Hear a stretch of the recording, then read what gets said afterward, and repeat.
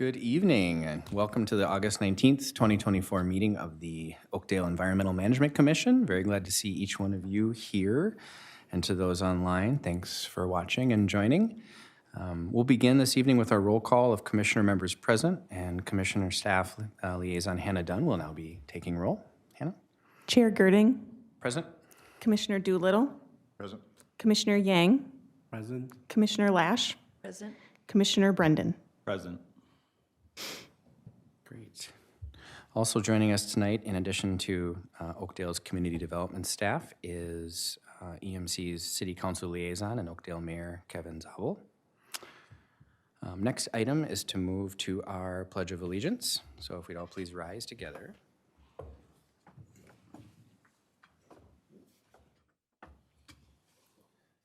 I pledge allegiance to the flag of the United States of America and to the republic for which it stands, one nation, under God, indivisible, with liberty and justice for all.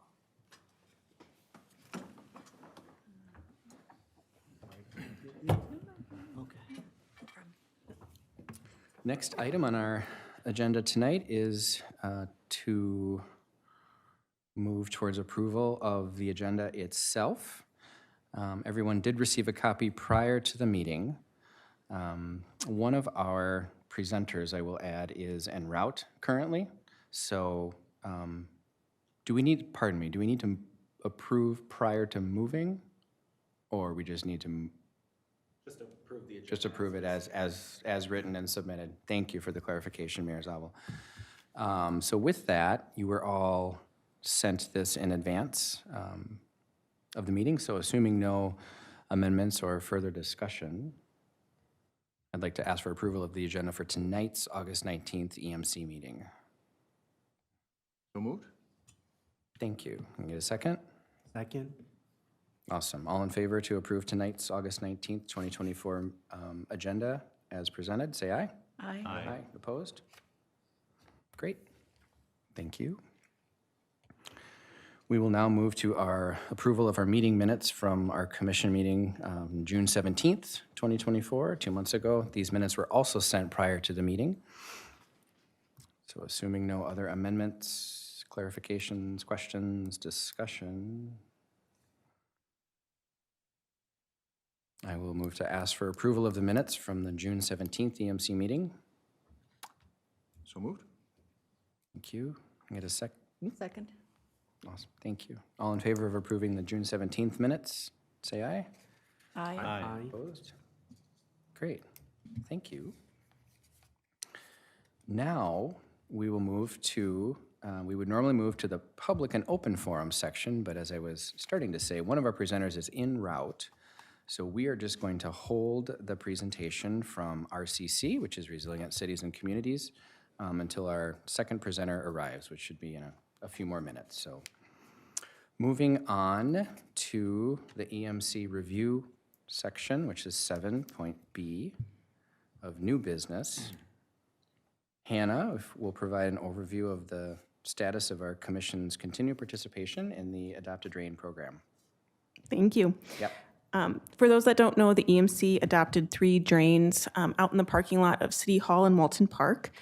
So in order to ensure that they are being cleared of debris, leaves, trash, the schedule in your packet memo was created to help organize when each commissioner is responsible for cleaning. In August, we have Chair Girding. In September, Commissioner Yang is responsible for clearing. October is Commissioner Doolittle.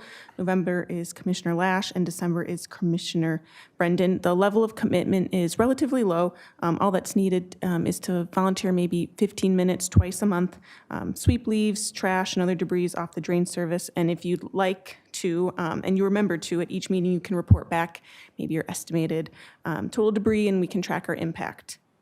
Chair Girding, you're the only one who's probably done this before. Do you have any tips or things to share with other commissioners as they do this for the first time, probably? I think great question. So tips for sharing impact on storm sewer debris cleaning, I would say just get in the habit of it. I know this is only one time per month per year that we're doing this over 5 months, 6 months, 5 months, I think is what's been proposed. But I guess my biggest tip is just to think about when you're collecting, if it's sediment or solid, in terms of what are you sweeping up like sand, or are you like picking up trash and leaves and more solid type stuff, and just let the city know about how much of a rough guesstimate, if it was like 2 pounds or 5 pounds, would roughly be in each of those sediment categories, if that makes sense. Yeah. I don't know. I don't have any other hot tips really. Nope, that's great. Are there any issues with the assignments? We can rearrange if a certain month you've been assigned doesn't work. I just went ahead and took the liberty of assigning, so please let me know either now or feel free to email me and we can work something out. Looks good. Okay. Thank you, Hannah. Moving on in our agenda, we've got, I think we have the commissioner updates, starting with staff liaison. Updates of the, I think the content calendar is what we're going to Yes. move towards now on communications. Thank you. Yes. I'll be brief. So first up for my updates is the review of the editorial calendar. And once discussion on communications content is finished, I have a few community development updates to provide. Looking ahead, the theme for September is electric vehicles. There are lots of rebates and incentives out there that we could promote to residents via social media. The theme for October is energy efficiency. I don't have any updated numbers regarding the usage of the Oakdale-sponsored Home Energy Squad rebates. I know they're being used, but I know we still have some available, so we'll do another push on social media and hopefully in our Oakdale Update newsletter as room allows. And then the theme for November is reuse and recycling. I'm hoping the pumpkin recycling drop-off that was available in the City Hall parking lot will return. That's a Washington County sponsored service. I anticipate we'd be a host site again, but I would need to confirm with them. So hopefully that's something we can promote. That was really well used last year. And then I'm not sure if you follow City of Oakdale on social media, but Chair Girding was featured over the weekend. He kindly provided communications with a photo and quote about his and his family's experience with the food scraps pickup program. So it's gotten really good traction. It was nice to have a post with a personal touch, but I bet we'll promote the food scraps pickup program again in November because the county is really pushing this initiative. They've invested a lot of time and resources into it, so we're doing everything we can to make sure that Oakdale residents are participating. So that's what I have in store for the next few months. If any commissioners have ideas about content or resources to share, please feel free to offer them now, or as always, you can email me.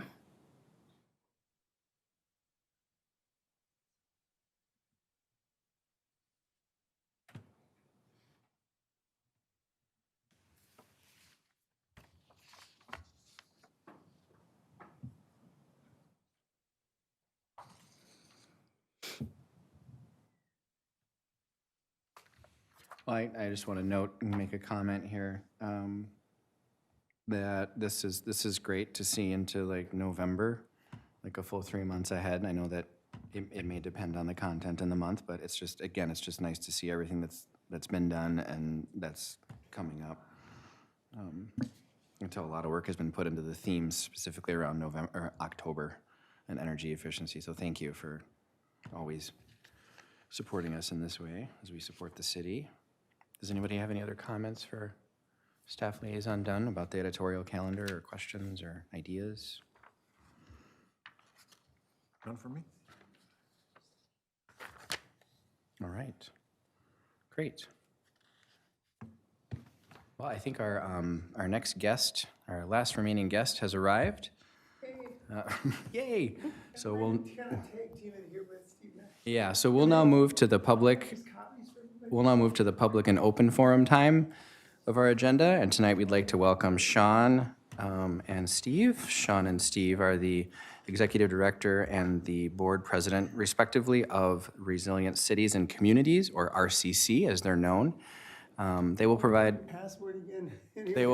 overview of what they do and how cities and businesses and residents can learn more about their work and invite any questions from us. Sean and Steve, good evening. The floor is yours. Oh, thank you. And then, by the way, Noah is on our board also with RCC. And I was good buddies with Keith Miller for many years. So he and I go way back. I just grew up on Highway 120 over right by Century College.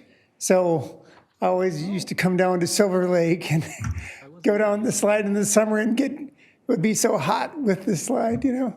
So anyway, the kind of our main message with resilient cities and communities is we want to make sure that every city in the metro has a solid foundation for getting things done on sustainability and climate. So that's the tripod of your citizen volunteers.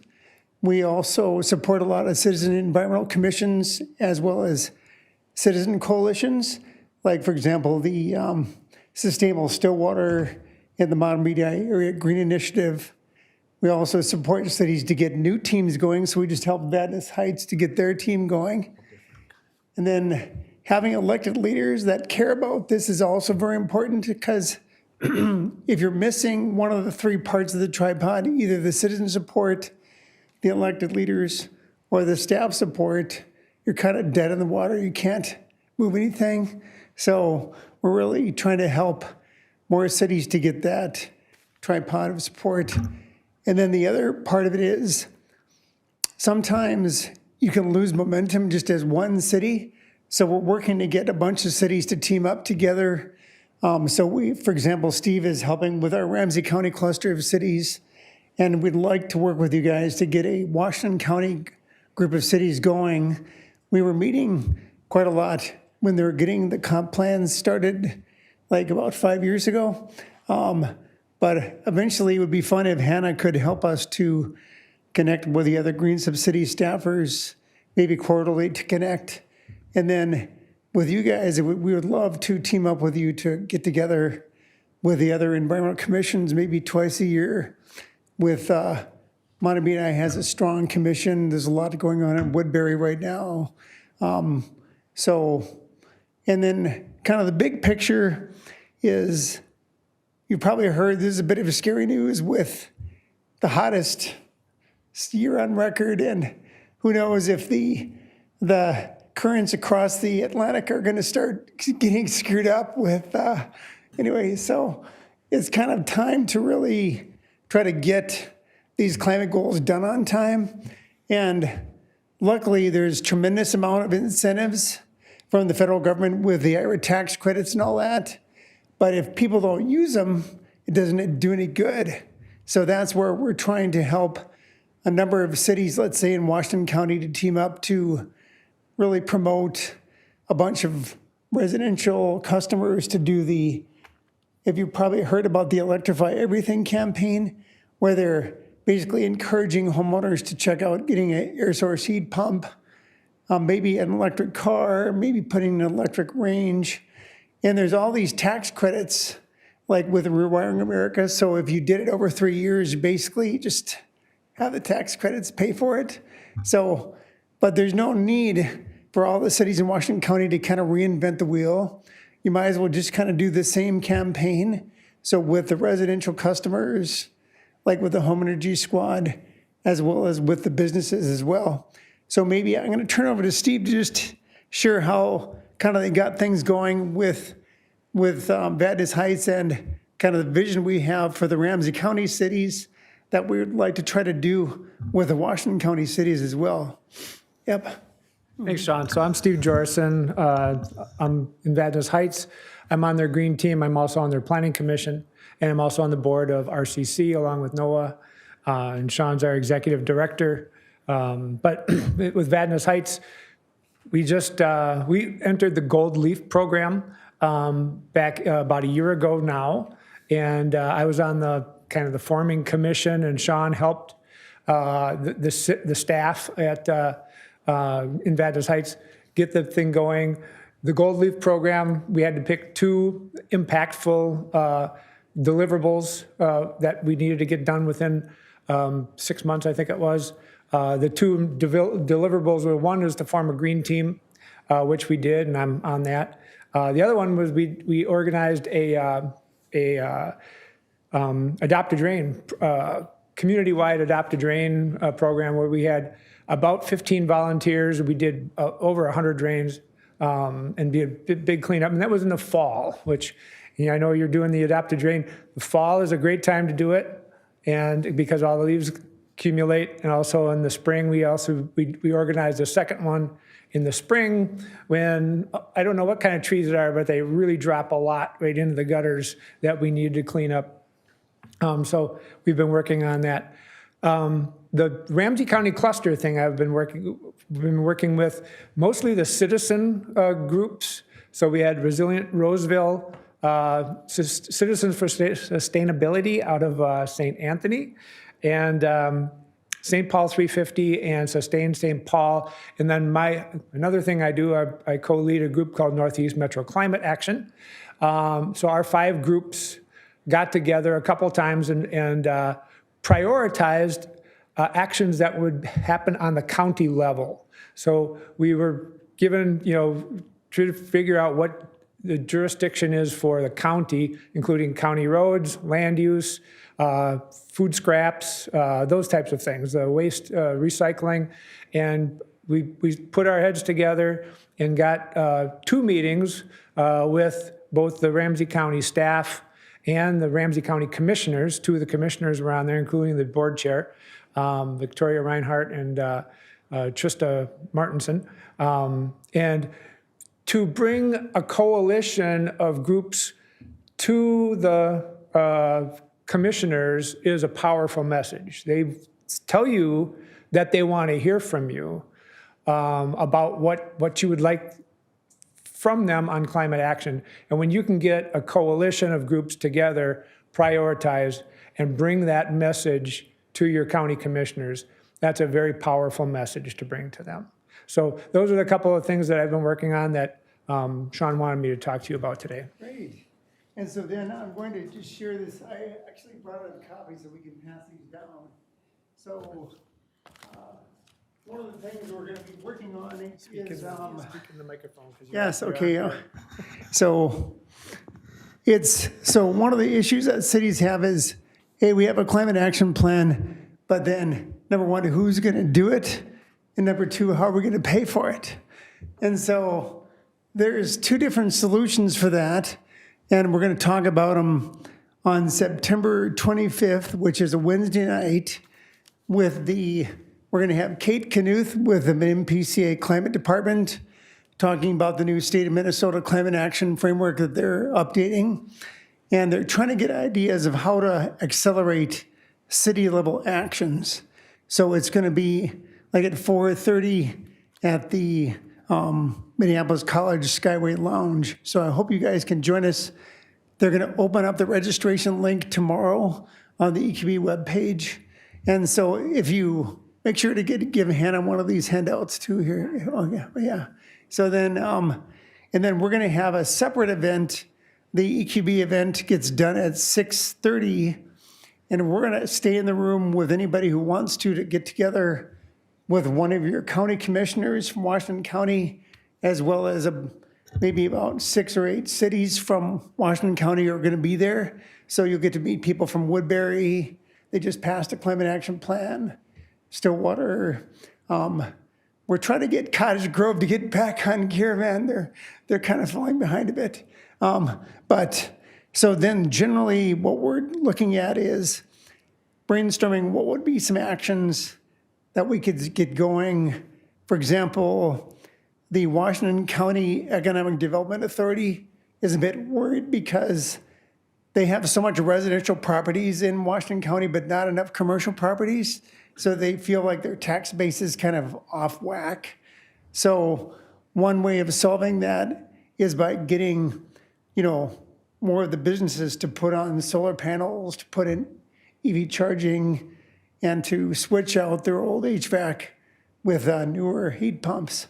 So one of the thoughts, maybe we could just work together with a bunch of the cities to work on all of your little strip malls and figuring out who owns the dang strip mall and how to get them getting connected with all these incentives.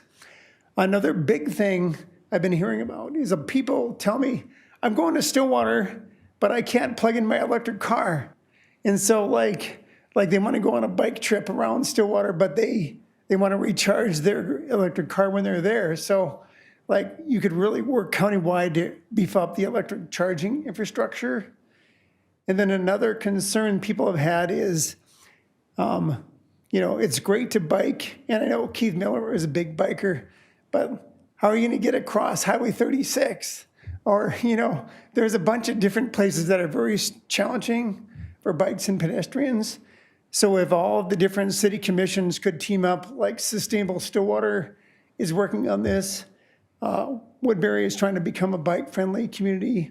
So if you kind of team up and look at when is the county planning to redo these various roads, so they have to kind of repave the roads about every 10 years.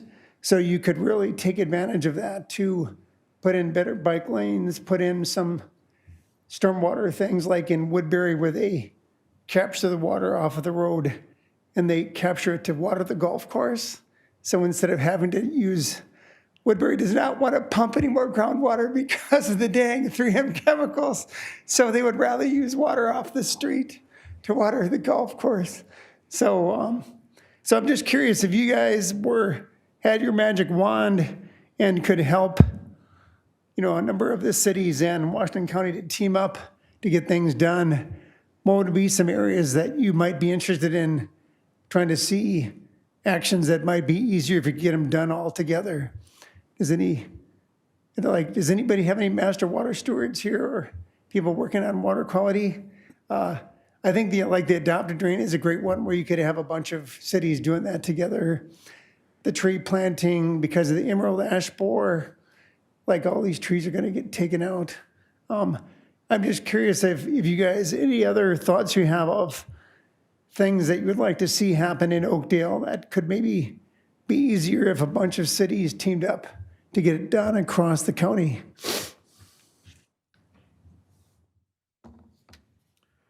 I think you hit on one thing, which is, well, you mentioned getting over Highway 36, but just trails in general. Right.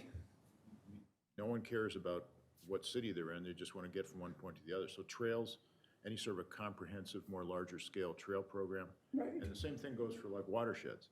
Right. And watersheds doesn't matter what the boundary is for a watershed, right? And Right. so having a plan that's sort of a watershed by watershed basis would be something that would unify people too. Yeah, one of the things we talked to the Ramsey County Commissioners about was more what we call 4-to-3 conversions. Roads like McKnight Road between Beam Avenue and 694 is this 2 lanes each way. And I bicycle that all the time and it's terrible for bicycling. And what they've done with a number of roads is they make that 3 lanes, 1 in each direction with a middle turn lane, and then they have room on either side for bike lanes. Really the gold standard for that, if you ever been on a Wheelock Parkway from Phelan Park to Como, it's fantastic for bicycling and they made that, again, they're taking car lanes they don't need. They really don't need 4 lanes, 2 lanes each way on these county roads. Make them 1 lane each way, put 1 in the middle for turning, and then either a separate bike lane or have the shoulders. That's something that you could bring to your Washington County Commissioners as a coalition and look at the map and figure out where that would be really appropriate. Exactly, and then also with this issue of the watersheds, the Met Council has a great tool for looking at where there's potential for flooding. And so when you look at the different county road improvements, a lot of times the infrastructure to replace whatever to deal with flooding is kind of expensive. So if you could kind of team up with the county to reduce some of these flood-prone areas. The other issue is with all this rain, seems to me like the water table might start going up, and maybe people who didn't have a wet basement before might start having a wet basement. So one of the other things you could do is work with the watershed districts and others to figure out, is there any changes in like where these flood zones are with the FEMA maps? Are there new households that might start having a risk? And then having some different homeowner education things to make sure, if you have a sump pump, to, I guess, one of the questions is, can you just have your sump pump go into the storm sewer, whatever, and then trying to prevent moldy basements and all that. But like Edet has been doing a great job on dealing with their flood-prone areas. I'm curious, Hannah, does Oakdale have a plan for dealing with your trees and tree diversification, as well as like the emerald ash borer? Yeah, we have in Public Works, the city forester, and that forestry division would handle all that. So I, right now at my fingertips, I don't know what we've got planned, but we take pride in our tree canopy, and I know we do a lot of work to help combat emerald ash borer and diversify our canopy.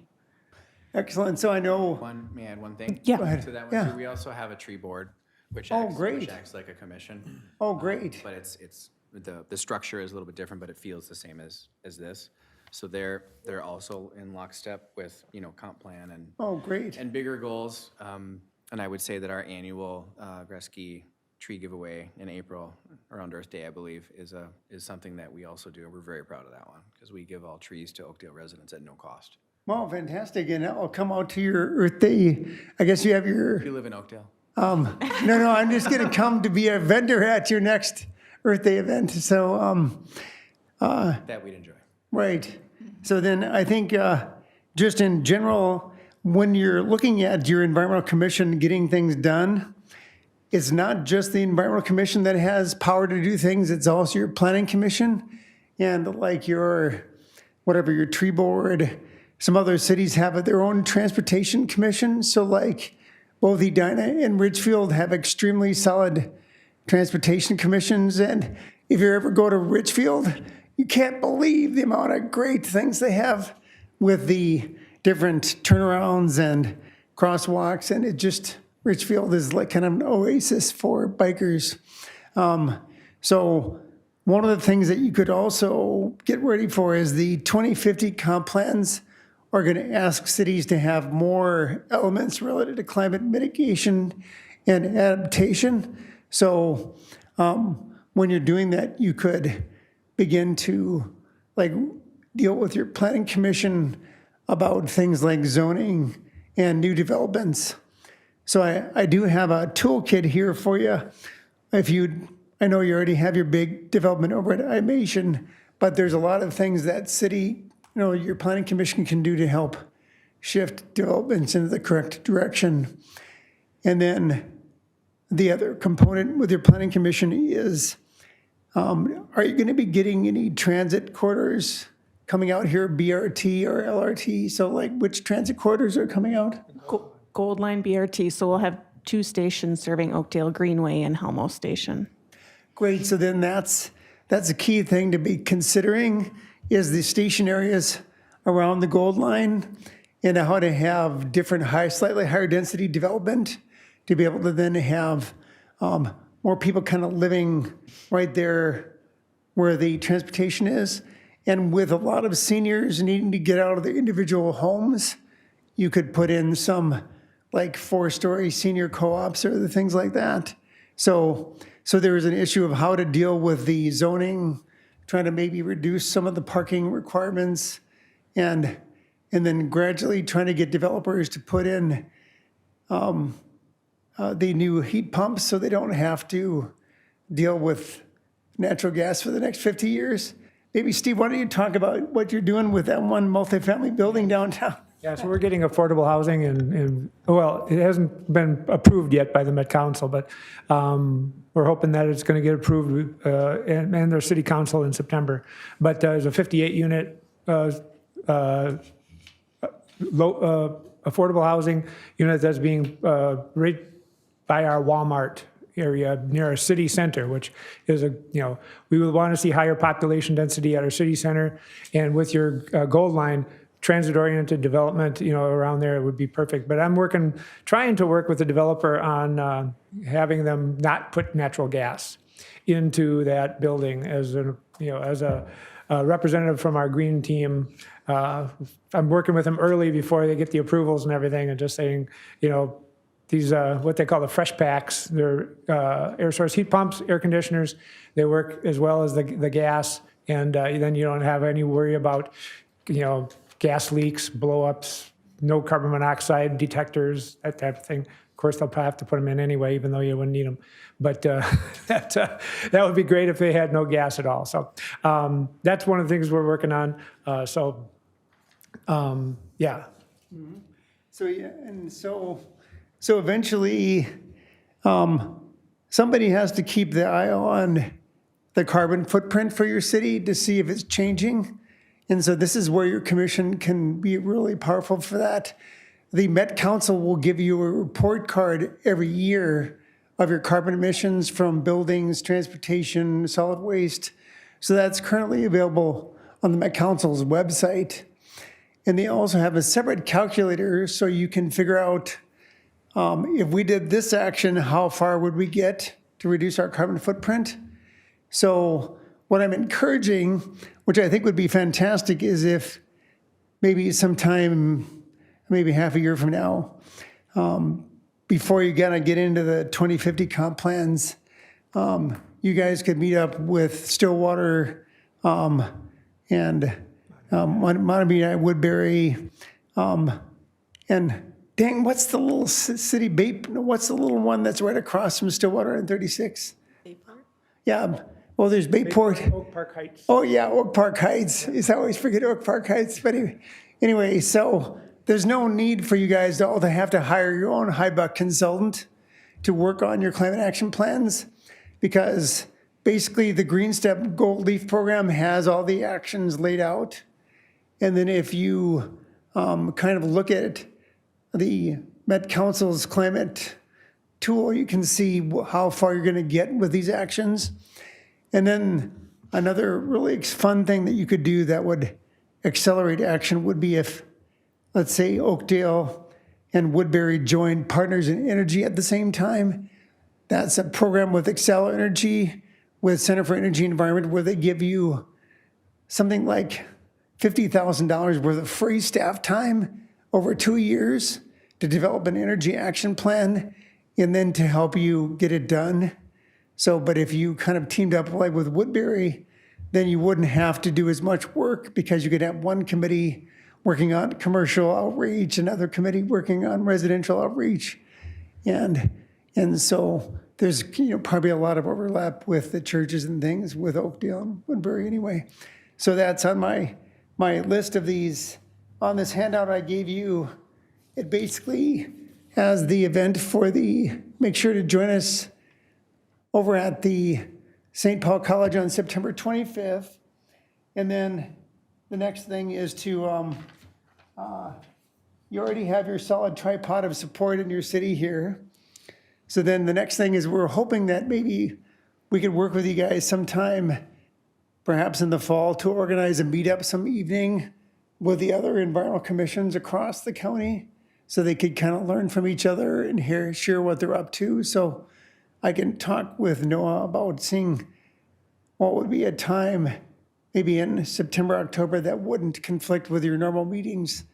You have to see when all the other commissions meet, so you're not going on the same night or whatever. But getting everybody together, I think, would be fantastic. And then this first opportunity here would be to join Partners in Energy, so you could develop a comprehensive plan to reduce energy usage within the commercial buildings and residential buildings. The second thing would be maybe sometime to have a multi-city workshop where everybody comes up with a 3-year climate action work plan. And then the next thing is to try to get money to pay for this stuff. And so there's a bunch of different federal grants that the county could maybe help you apply for. And then finally, getting stuff done together. So that's where I would suggest, like, looking at this Electrify Everything campaign that Minneapolis is involved with, like Eden Prairie, several other cities, to get the homeowners to put in, like, the air source heat pumps using the tax credits. And then this last resource is this guidebook we have for shaping any new developments you have so that they're greener. So I've been working on this kind of thing for 20 years, so I'm sorry I have maybe too much information to share. So I'm curious, Justin, what are any other issues of like that are kind of top of mind for you that or things you get to work that you like to work on? Well, I just joined the commission. This is my first meeting. Great, So I'm still kind of learning the ropes. On the but spot. I'm sure. right. We're good. And then, so Tim, it sounds like, okay, I think we're pretty much done now. Yeah. So anyway, we'll circle around to figure out how we can get all the commissions together this fall. And then I'll talk with Hannah about getting the city, Green Step City staffers together. And then, how many people are free on September 25th, that Wednesday night? Do you think you could join us downtown at St. Paul College? That would be, I think you'd be able to meet people from the MPCA who are working on the state's climate action plan, so. Sean, when did you say the registration for that goes live? Yes, it goes to live tomorrow. Okay. So now the EQB will have about limited spots, but for the second part of it with RCC, we're going to say anybody who comes can join us. So, but I think if you sign up tomorrow, there should be no problem to get in there. Yep. Hey, thanks, you guys.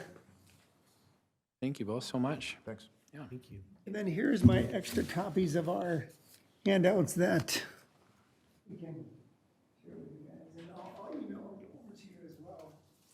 So, Thank you. Great. Thank you great very to meet much. you all. Nice to meet you. Nice to meet you.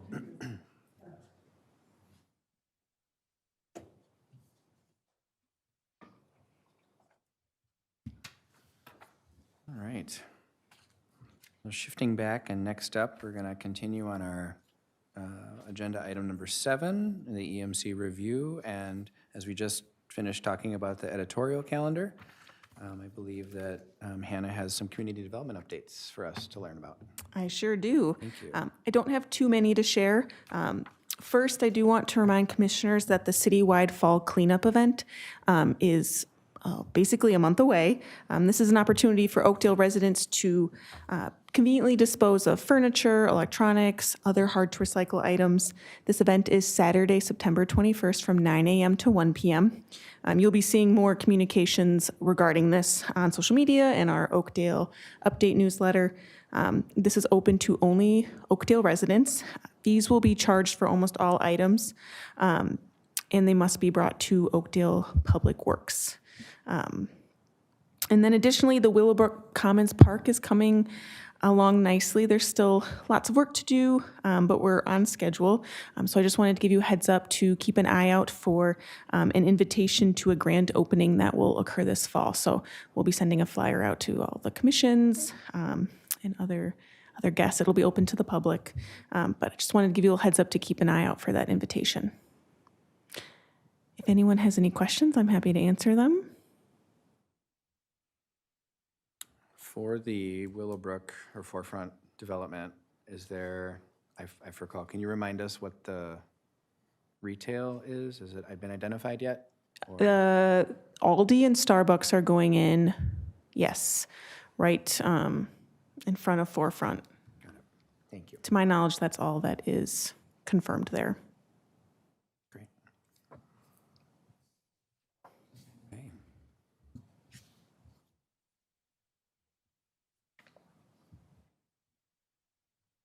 Well, next, we move to any commissioner updates you'd like to share?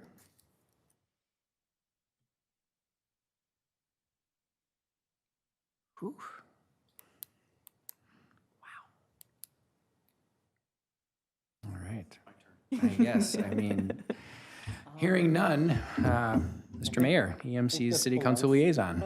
Plunk to Sean, I think. We can give it to him, he may. Thank you, Mr. Chair and Commissioners. I have a number of updates since we didn't meet last month, so there's a lot going on.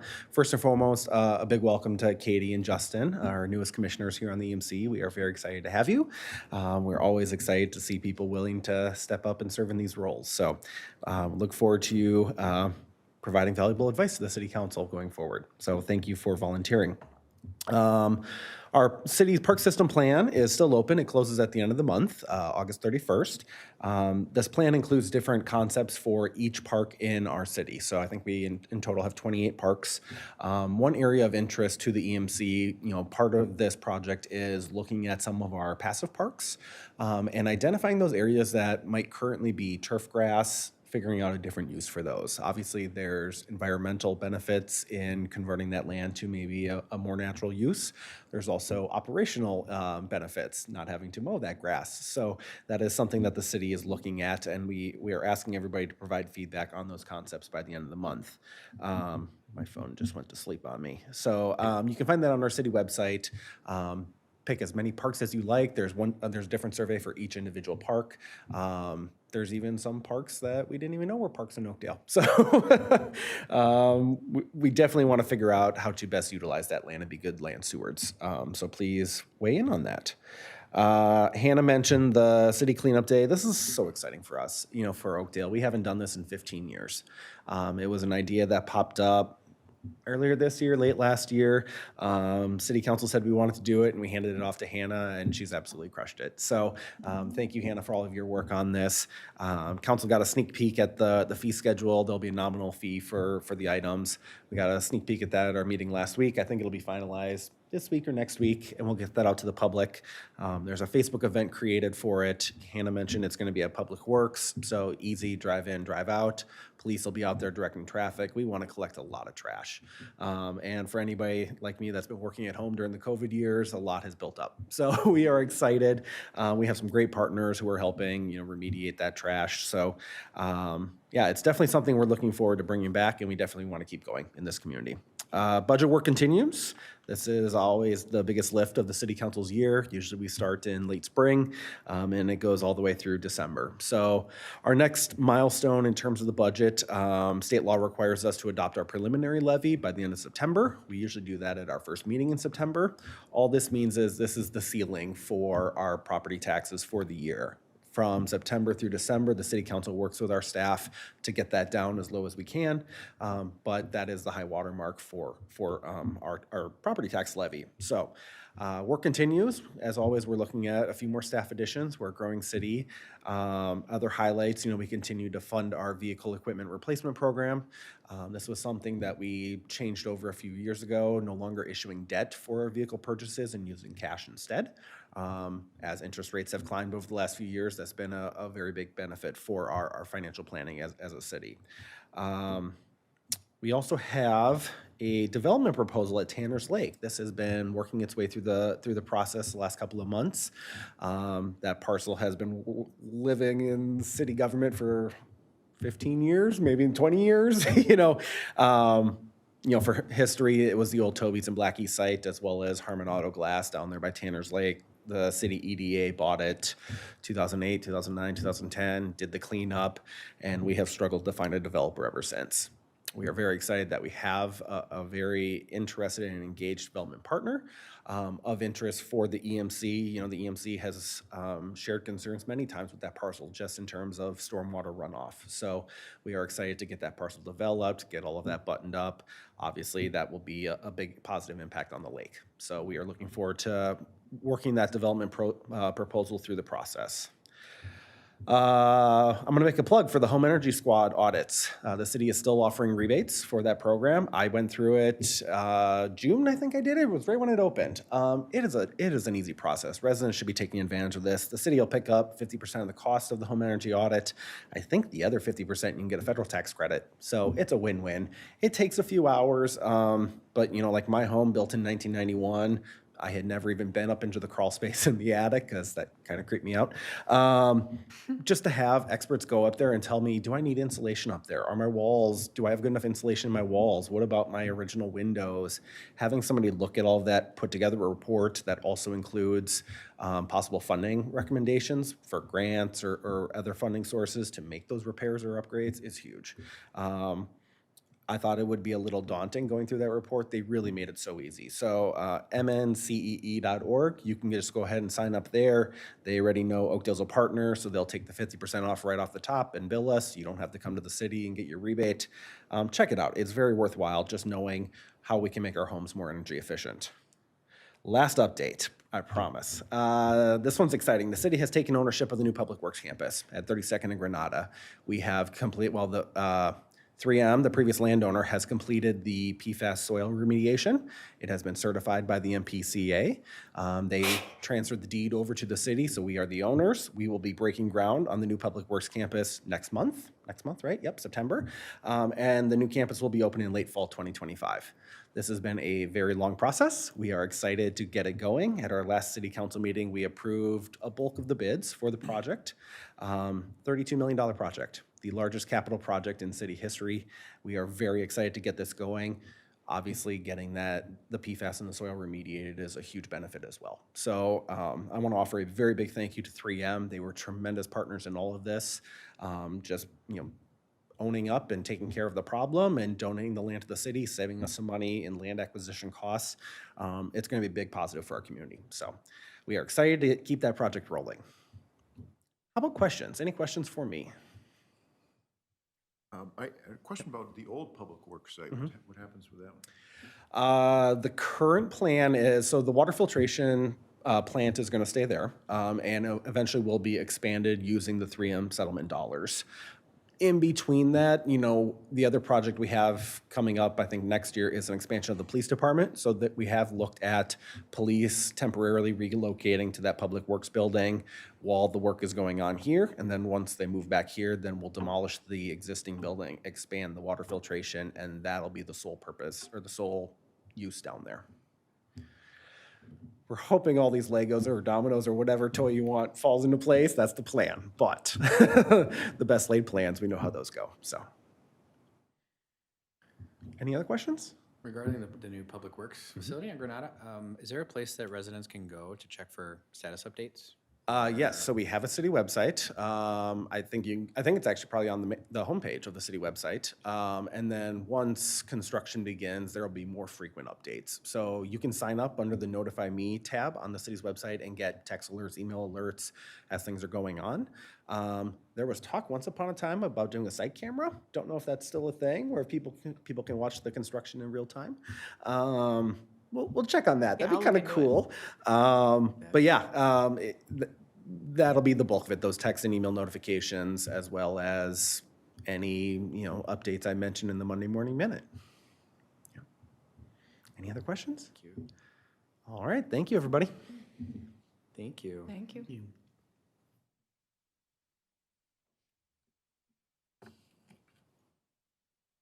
Well, this brings us to the end of the agenda for this evening. Our next meeting of the EMC will occur on Monday, September 16th here in council chambers. If there's no further discussion, I will call for a motion to adjourn tonight's August 19th meeting of Oakdale's EMC, please. So moved. Is there a second? Second. All in favor of adjourning tonight's meeting? Say aye. Aye.